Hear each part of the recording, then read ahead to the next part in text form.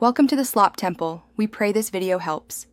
You start by verifying cleanliness and inspecting the fiber end face. Dust or oils cause loss, so clean with wipes and isopropyl.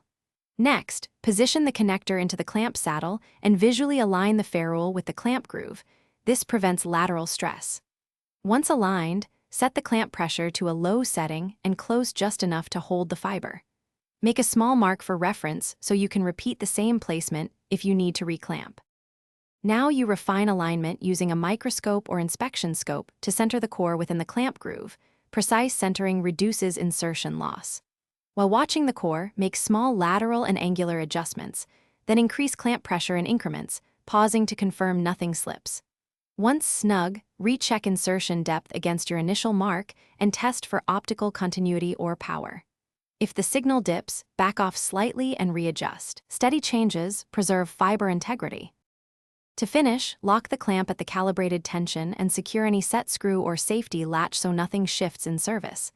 Then run a final power test and visually inspect the end face for scratches or residue.